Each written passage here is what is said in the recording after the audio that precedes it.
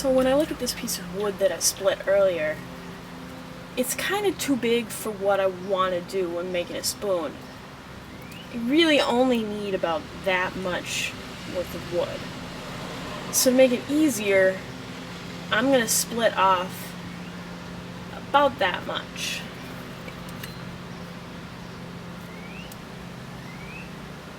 And to make it safer, I usually do it like this, where I set it down.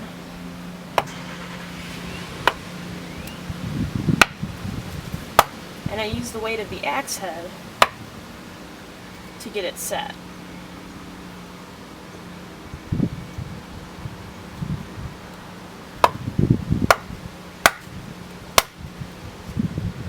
Once the axe head's set in there, you can just use the weight of the axe to finish cutting it.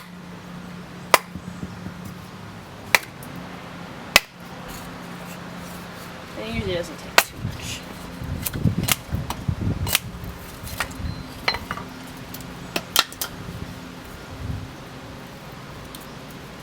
So then when you have extra pieces like that,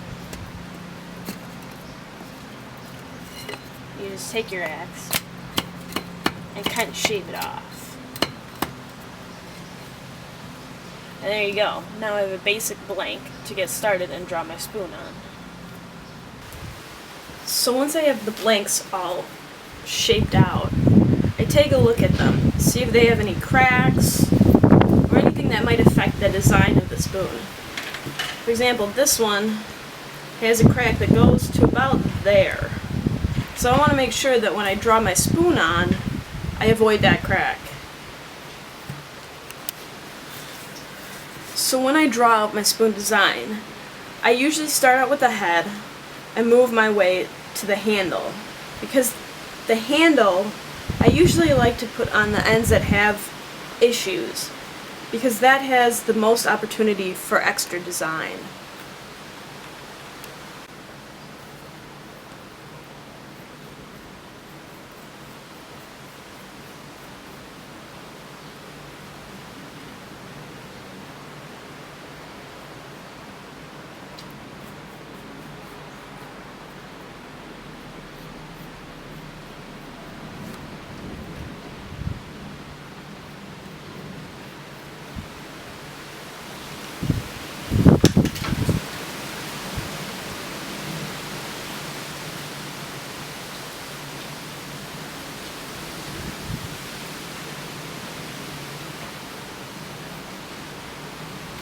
So over here is where the crack is, and I've marked it out so that I make sure that I don't miss it.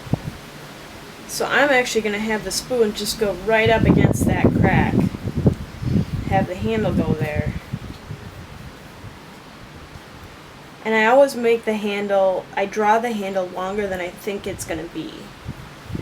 I use as much of the wood as I possibly think I will use, because you can always cut it down further.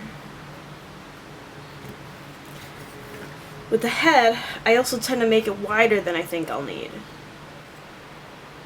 You can always narrow down the head further, so when you draw it out, make sure that it's wider than you think it might need to be. This one, on the other hand, doesn't really have any flaws on it that I need to avoid. However, it is fairly narrow, so I want to make sure that I use all the wood that's there. So I usually like to have a bunch of blanks ready, and then I draw out my design on a bunch of them. So that way I have a bunch of blanks and spoons ready to go when I want them. So now I'm going to work on this other one, which we thought would be a little bit easier on the designs front, except that I need to pick which end I want the spoon head to be on. And since this end is a little bit wider, I think that's the side I'm going to do it.